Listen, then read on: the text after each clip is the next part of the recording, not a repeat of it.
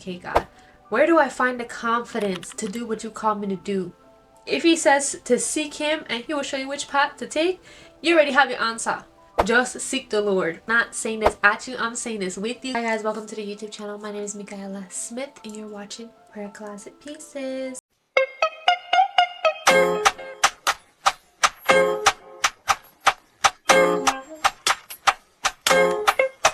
So today I'm here to tell you, you already have what you need. We're gonna get straight down to business. I got my tablet, I got my notes. So let's talk about it. So the question that I had am proposing is, where do I get the confidence to do what I believe God is telling me to do? I'm gonna set a timer for 10 minutes. Let's talk about it. So the first thing we come upon is knowing who God is. That is the first part, because when we know who God is, we ultimately know who we are. And then we can ultimately believe what he's telling us to do because we know who he is. Confidence starts with truly knowing God's character. Some things he is faithful, trustworthy, and he never fails. And I think getting to know God comes from a seek first lifestyle. So seeking first, spending time in the Word, reading the Word. What does God say about himself? What are his patterns? And then what does he say about me? You get me? Once we understand who he is from his Word and from spending time, we can take steps of faith. We can boldly take steps of faith, knowing that he is leading us, and wherever we go, he will catch us. Wherever we go, he will just be there to protect us. And so I think this is very important. And some verses that really come to mind is a verse from Joshua 1:9. It says, "This is my command: be strong and courageous. Do not be afraid or discouraged, for the Lord your God will be with you wherever you go." And that's a very good one. I also like this one from Isaiah 41:10. It says, "Fear not, for I am with you. Be not dismayed or discouraged, for I am your God. I will strengthen you. Yes, I will help you. I will uphold you with my righteous right hand." And I believe that one is like a King James version. And I really like when it says, "I will uphold you with a righteous right hand," because the Lord calls us to live righteously, calls us to live in right standing before God. But at the same time, in this verse, it's saying, "I will uphold you." So the Lord will uphold you in righteousness. I think that's so beautiful. And so because of this, we know everywhere we go, he'll be with us. There is nowhere that we can go that we will be apart from God. And once we know that is who he is, and that's how much he cares about us, we can take these steps boldly. The second thing, in where do you get your confidence to do what you believe God is telling you to do? The second thing is understanding your identity in Christ. One thing to know is that you are equipped because God has called you. So I've heard this thing where it says God doesn't call the equipped, he equips the called. But the fact that he's calling you to do it, it means he's going to be the one doing it through you. So you don't have to rest on your own skills. You don't have to be like, "Oh, this is not my resume.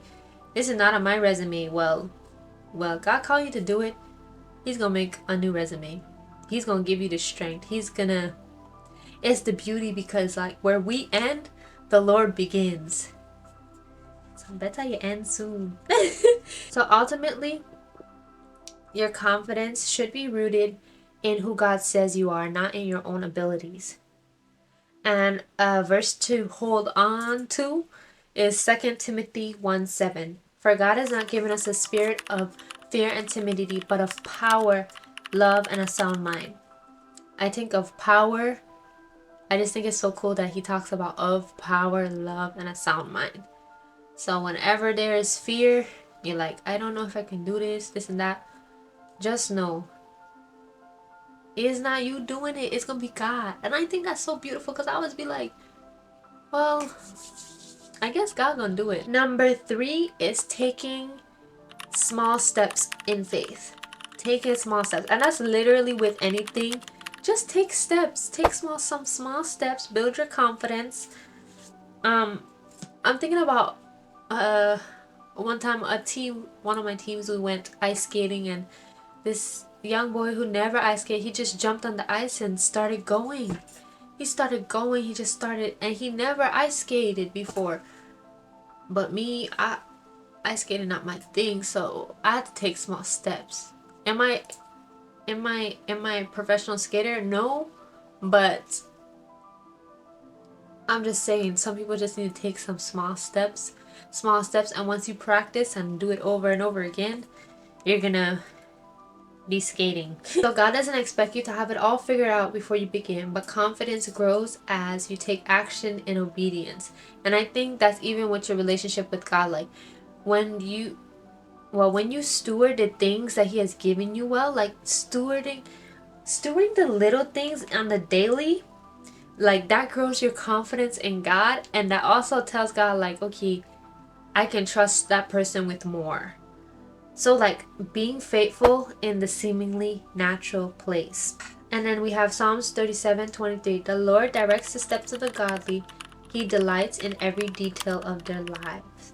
Taking small steps looks like doing the little things every day that will eventually culminate to where you're trying to go. But it's small. So you don't have to overthink it. You don't have to worry about it. You just take those small steps like, Lord, who do you want me to be today? What do you want me to do today? How do you want me to prioritize these different things today? And just going from there, day by day, like chipping away. That rhymed. Number 4, surround yourself with encouragement. This is a big one. We want to surround ourselves with individuals. We want to surround ourselves with words. We want to surround ourselves with affirmations that are encouraging. So that the way we think of things that are above. We think of things that are good and excellent and praiseworthy. But to this point, staying connected with people who uplift you and remind you of God's promises. So I feel like I've never been one to search out to necessarily like find my friends. I feel like it's always been the Lord bringing these individuals to me. But just using discernment into the people that you let have access into your life. Like, are they speaking life? Are they positive influences? Is their work ethic what you want for yourself in a way? And I'm not saying that they need to be perfect, but it's just, does it align, you know? First, Hebrews 10:24-25. Let us think of ways to motivate one another to acts of love and good works. And let us not neglect the meeting together as some people do, but encourage one another.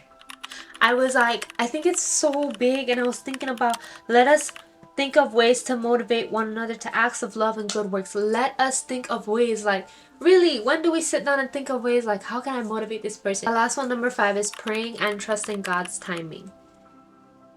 First of all, the Lord hears your prayers. The Lord hears your prayers. And so I have here, whenever doubt creeps in, bring it to God in prayer. Confidence comes when we learn to lean on the Lord instead of trying to figure it out on our own. I feel like when I try to figure things out on my own, I'm just confused. I'm just stressed out. But the Lord literally said, don't worry about anything, but pray about everything. Bring our requests to God with prayer and thanksgiving. Then the peace that surpasses all understanding will guard our hearts and mind as we live in Christ Jesus. So whatever it is, and I feel like a lot of times people be like, oh, I don't want to bring that to God. Like, that's too small. Like, I don't want to have to come to God every day, all the time. And I used to honestly think like that. Like I had a mentor that would ask the Lord, you know, that would talk to the Lord and be like, Lord, help me. And it'll be like something simple with like the dishes or something. And I'm like, bro, you could do the dishes on your own, bro. But that's not the point. The point is, she's always aware of the Lord's presence. So none of these things shake her. That's the thing. That's what I'm trying to say. Like, we should always be aware of the Lord's presence and bringing these things to the Lord. And so we have Proverbs 3:5-6. Trust in the Lord with all your heart. Do not lean on your own understanding. Seek his will in all you do, and he will show you which path to take. Like, the Lord is not a man that he should lie, nor the son of man that he should change his mind. So if he says to seek him and he will show you which path to take, you already have your answer. Just seek the Lord. And I'm not saying this at you, I'm saying this with you, because I gotta come back and watch this and be like, okay, God, Where do I find the confidence to do what you call me to do? Find it in knowing who you are, understanding my identity in you, taking small steps of faith, building up those blocks, building up that repertoire of trust, surrounding myself with encouraging people, and praying, bringing every doubt, keeping my mind on things that are above. And so I just wanted to encourage you guys today. I hope this was encouraging. I feel like it was definitely something I need to hear. And I will see you guys in the next video. If there's anything you guys want me to talk about, make sure you guys like, comment, subscribe. And I'll see you guys in the next video.